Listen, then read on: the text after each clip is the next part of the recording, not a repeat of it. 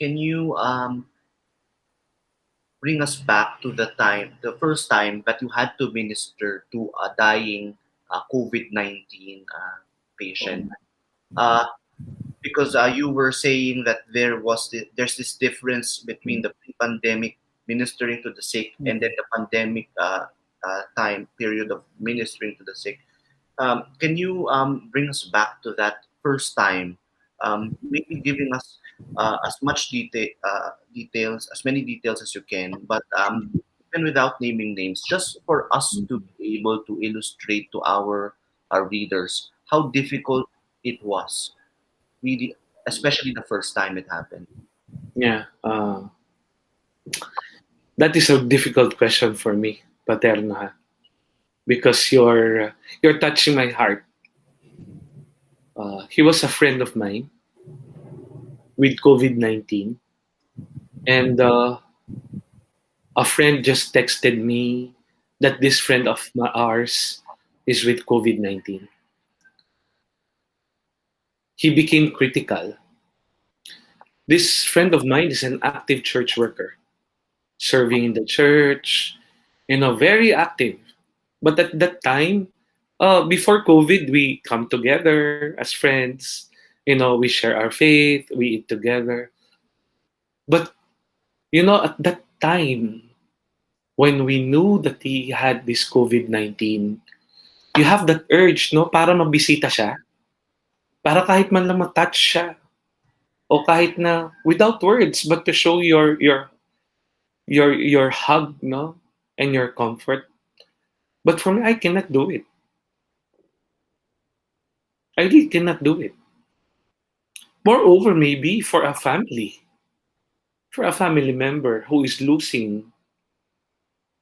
So at that time, they asked me, Father, he is dying. Let's pray. Okay. And then the sister called me up and then asking, Father, can you bless him? Can you bless him? Kahit online lang. He wants to see you. So we had like this Google also. Okay, and we were there as friends like this. And then on one film, we have this friend of mine. The nurse is helping us, and then we were talking to him. It's so difficult, really, seeing a friend dying without that, without really being near, without really touching him. As Filipinos and as human as we can, comfort is easily shown kinesthetically. Comfort can easily be shown by being present. Comfort can be shown by a mere touch of a hand, by a mere grasp. But at that point, there is really this burning, the hearts are burning. And our prayer was so intense that we really prayed for our brother who is suffering of COVID. He feels that he is alone. Mag-isa lang siya eh. Yung nurse nandun, naka-PPE pa. Di ba? Kung ikaw yon o kung ikaw yung tao, parang huling hawak man lang. Huling yakap man lang. Just the last time. And after praying, we prayed for him, we prayed for our friend, and that night, that was around 5 p.m., that night, he expired. He really expired. And I'm just hoping that he felt that he was not alone. Well, spiritually and theologically, maybe as a priest, I can say that he's not alone dying. The Lord is with him. But humanly speaking, kung dati-dati, mamamatay yung tao, nandun ka eh. Taking that last breath, di ba? last sigh of breath, sabi, maririnig mo yun eh. At this time of COVID, I really experienced it sa mga friends ko na namatay. It is really a prayer offering them back to the Lord. Ito yung prayer ko lagi. No? Lord, thank you so much for giving me a gift, a friend, a loved one. But it's time for me to give back this best gift that you have given me in my life. That's always my prayer. Because of this, yung pandemic, yun lang yung prayer. Hindi ko man sila mahawakan, not all the time. Mahirap. In the hospital where I'm going, we are separated by plastics. Alam mo yun? Naka-plastic ka, nandun ka sa kabila. Nandiyan ka sa kabila, no? Nandiyan ka sa kabila, tapos naka-plastic. Kitang-kita mo lang sila, pero ikaw naka-PPE. But when we begin our prayer, all of them would get up and then would try really to be on that plastic, praying together. Okay? Kasi nasa ward sila eh. Siguro mga 5 or 6 people in the ward. And then when we start our prayer, ako ay nasa lobby lagi. Naka-speaker lang kami. But makikita mo yung mga tao nandun sa mga different wards. Wow! Sabi ko, people are really longing for that. Okay? People are really, really longing to pray. Kahit nandun ako sa plastic, but I stand within the behind the plastic.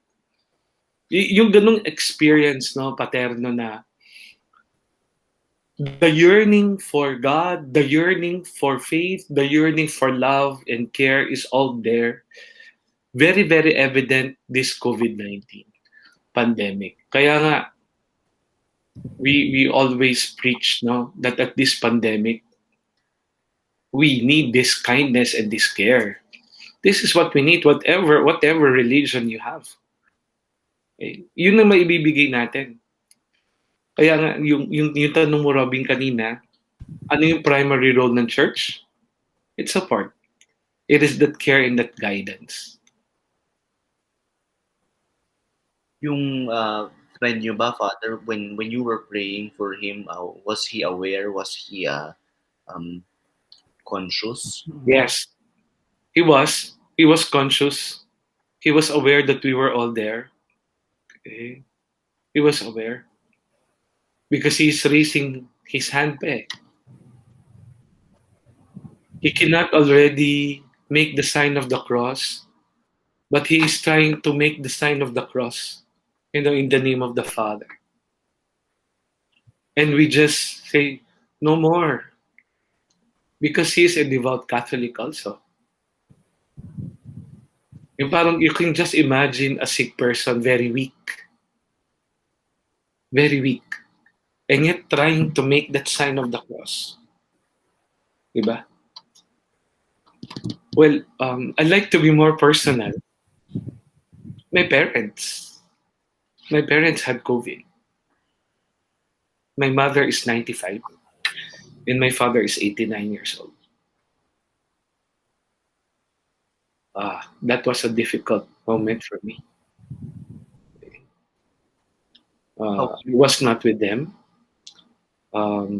They were infected because of some visitors coming at home. They're not going out really. Sa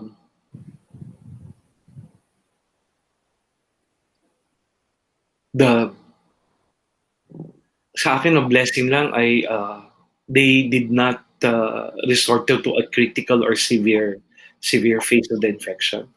But they are asymptomatic. But the most difficult part there is being isolated. My mother has dementia. My mother has Alzheimer's.